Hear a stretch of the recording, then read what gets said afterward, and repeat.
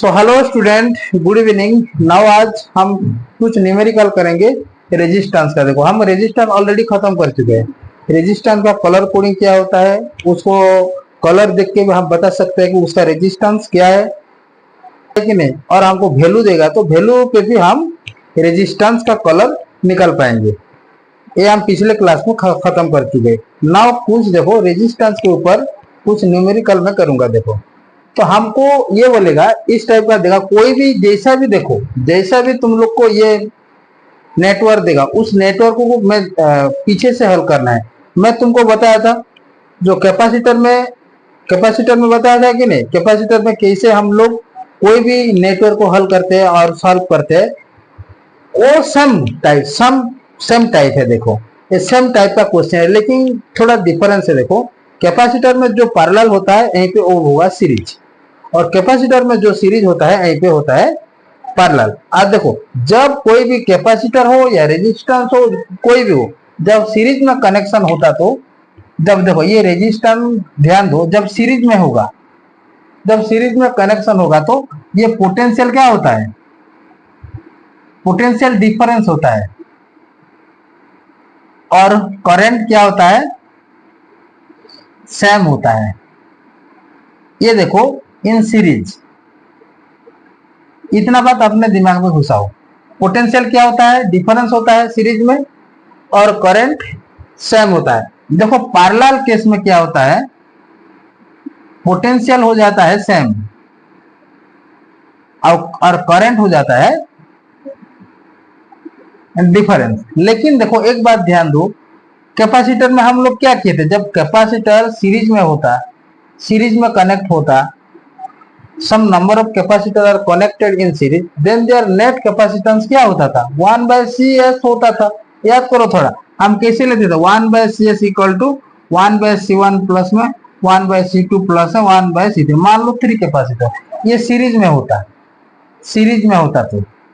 और जब पैरेलल में होगा तो ये C3 लेते थे। याद करो थोड़ा, C1 प्लस में C2 प्लस में C3, ऐसे ऐसे निकल के आएगा हमारा नेट कैपेसिटेंस। आया कि नहीं। लेकिन देखो रेजिस्टेंस में क्या है, उसका अपोजिट है। देखो अपोजिट का मीन्स, देखो जो सीरीज में कैपेसिटर जो नेट कैपेसिटेंस निकलता है, उस सीरीज का हो जाता है पैरेलल रेजिस्टेंस का केस में।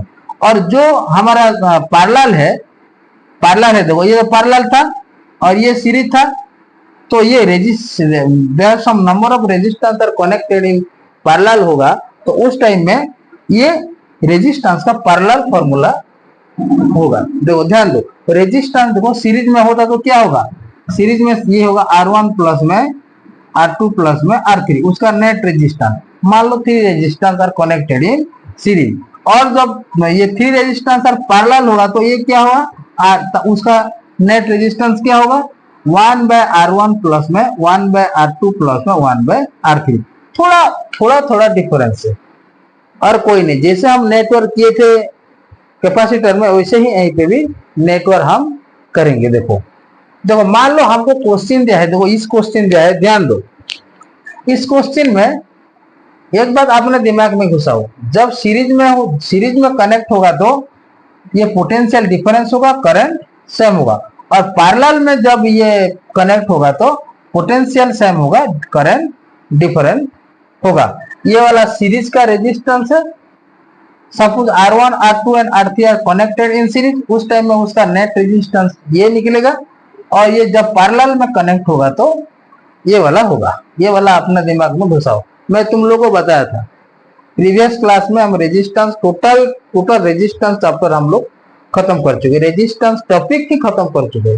और रेजिस्टेंस क्या होता है, उसका कलर कोडिंग क्या होता है, उसका वैल्यू क्या होता है, उसका कितना टाइप का कलर होता है, और उसका टॉलरेंट कलर क्या है, मैं तुम लोगों को बताया कि नहीं, उसको अपने दिमाग में घुसाओ। तो इस टाइप का न्यूमेरिकल को हम कैसे हल करते हैं, देखो मैं तुम लोगों को बताता हूँ कि इस टाइप का जो भी न्यूमेरिकल होगा, उस न्यूमेरिकल को तुम पीछे से हल करना है। दैट मीन्स बैक साइड से तुम लोग इसको सॉल्व करना है। तो देखो ये R है, ये R है। देखो मान लो इसको दे दो R1 दे दो, इसको दे दो R2 दे दो, और इसको दे दो R3। मान लो तुम जो भी दे सकते हो, नहीं तो R and R are connected in series, ऐसे भी तुम लिख सकते हो। तो इस टाइप का न्यूमेरिकल को हम पीछे से लाना है, पीछे से पहले वाला को पीछे से हमको सॉल्व करना है। देखो कैसे हम मैं सॉल्व करूंगा, देखो ना हो, देखो here R1 and R2 in series होगा कि नहीं, R1 and R2 in series होगा कि नहीं, तो उसका नेट कैपेसिटेंस क्या होगा, मान लो उसका नेट कैपेसिटेंस मैं लेता हूं R' इक्वल टू क्या होगा, R1 प्लस में R2 होगा कि नहीं। तो ये R1 भी R है, R2 भी R है, इक्वल टू क्या होगा 2R। सो R' मुझे मिल गया 2R। देखो तो जो फिगर ऐसा था वो फिगर ऐसा ही हो जाएगा, देखो ये वाला ऐसे ही हो जाएगा, ऐसे ही हो जाएगा। देखो ये वाला A होगा, ये B होगा, ये वाला 2R होगा, ये वाला R होगा। तो ये मेरे को क्या निकला, निकल गया R' से। देखो और ये वाला क्या है, R3 में लिया था, तो इसको R3 ले लो। Now R' and R3 are in parallel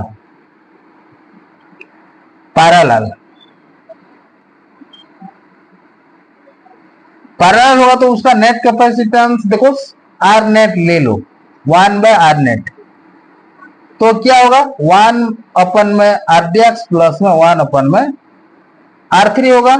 तो यहीं पे मैं करता हूं, देखो 1 में R नेट इक्वल टू क्या होगा 1/R' का मतलब कितना है 1/2R है, प्लस में ये होगा 1/R होगा कि नहीं होगा। तो इसको कैलकुलेशन करने से मुझे एलसीएम क्या मिलेगा 2R।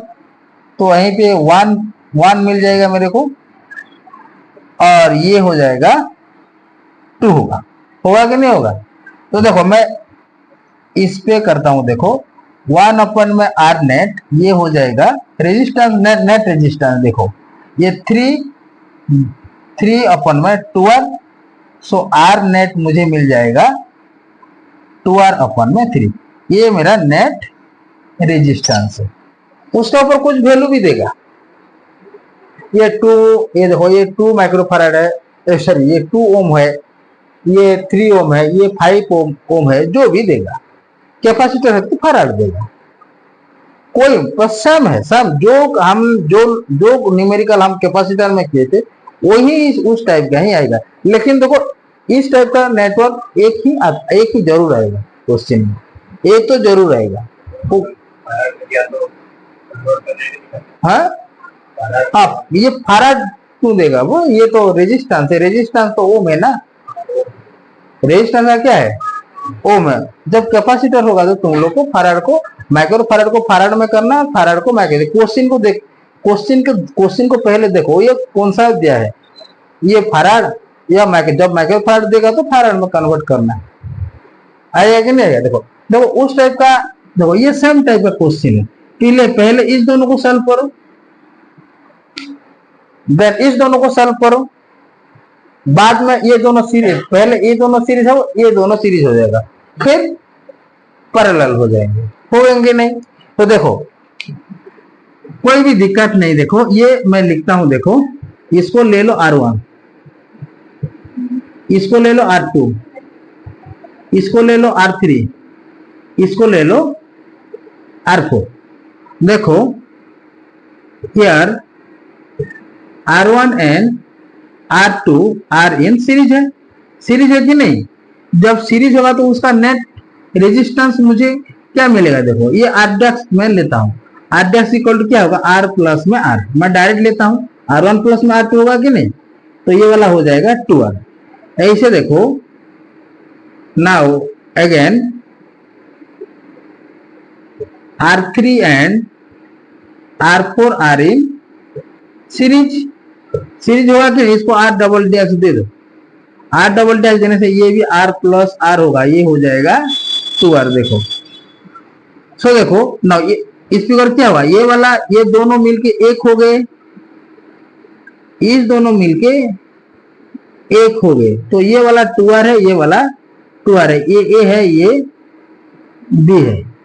नाउ देखो इस दोनों को हमको हल करना है। देखो तो इसको मैंने R' दिया है, इसको मैं आर डबल डैक्स दिया है। Now R dash and R double dash are in parallel, तो उसका नेट रेजिस्टेंस कितना मिलेगा मेरे को, आर नेट में लेता हूं तो 1/2r प्लस में 1/2r होगा। उसका एलसीएम क्या होगा, 2r होगा। r प्लस में 1 प्लस में 1 होगा, तो 1/r नेट मुझे क्या मिलेगा, 2 में ये मिल जाएगा 2r।